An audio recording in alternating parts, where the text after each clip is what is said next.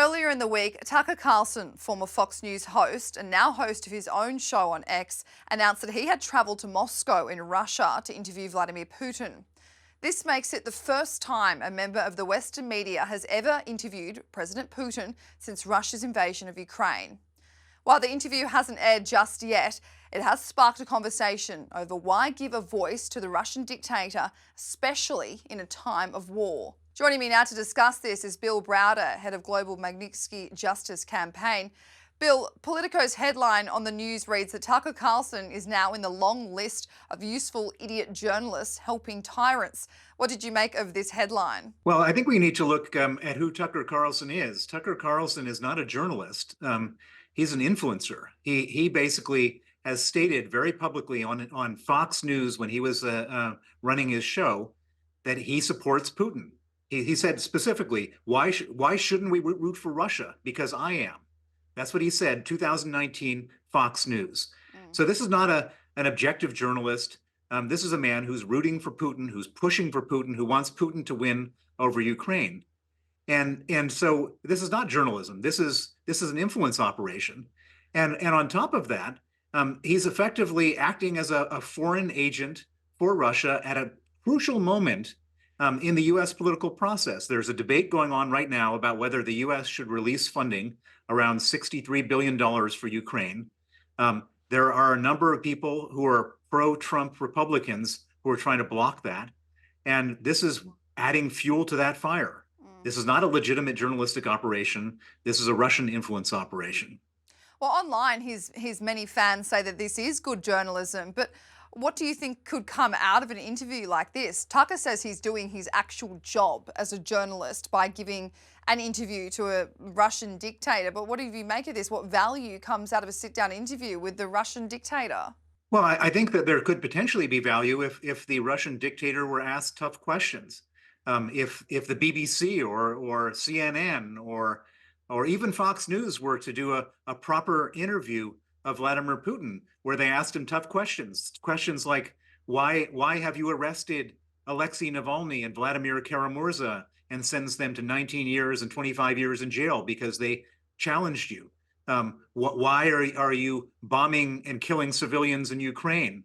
There's a lot of tough questions that could be asked of Vladimir Putin, but I pretty much am sure that Tucker Carlson isn't going to ask the tough questions because he's already stated his preference, which is he supports Putin. This is not journalism. This is an operation to help Putin to influence the West for people who don't know what's going on, and this is an inappropriate way to use his platform. Bill, if he does ask the tough questions, if he does get down into the reasons as to why Vladimir Putin decided to invade Ukraine and cause havoc and commit war crimes, if he does ask the right questions and hold him accountable, should he be praised for getting this interview? Well, the point is that Putin wouldn't have given him the interview unless they had agreed the questions. Putin is not a guy who wants to be put on the spot. He's got incredibly thin skin.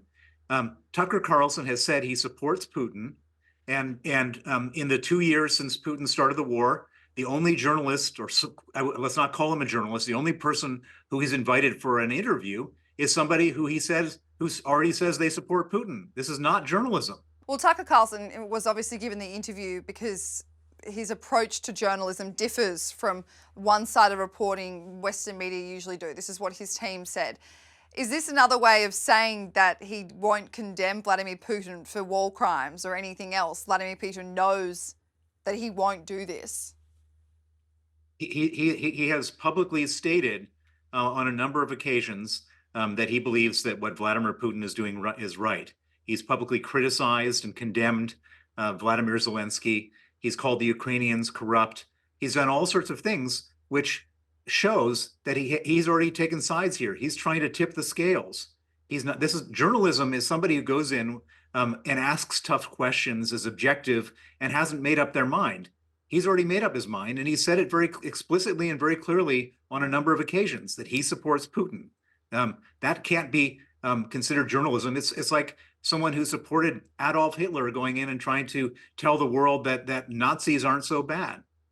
What do you think will happen in the backlash of this interview, Bill? Do you think that him kind of siding with Russia, regardless, his previous comments included his previous alliance, you could say, to Putin and Russia, along with this interview. What do you think this will say about him in light of Western allies? It won't just be the United States. It will be the Western allies that have put money towards helping Ukraine in this fight. Well, the most worrying thing is that he has some influence over Republican members of the House of Representatives who are voting on whether to give money to Ukraine.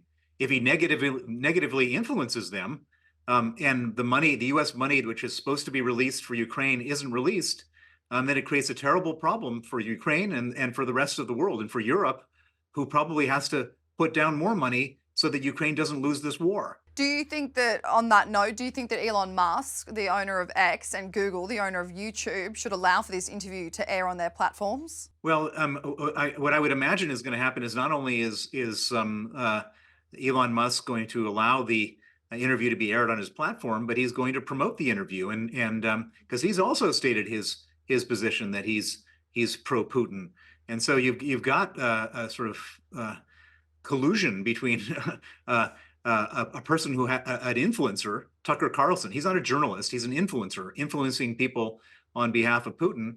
And then you've got this other guy who owns the platform who can tip the scales again in Vladimir Putin's way. And so this is not good for the world to have a propaganda influence operation where both people have stated their preference for Putin, to be trying to influence particularly U.S. members of the House of Representatives right now. Well, I can imagine it would just add more fuel to the fire when it comes to the debate around freedom of speech, especially on Twitter and YouTube, and the whole debacle around what you can and can't say. But Bill Browder, thank you so much for your time today. Thank you.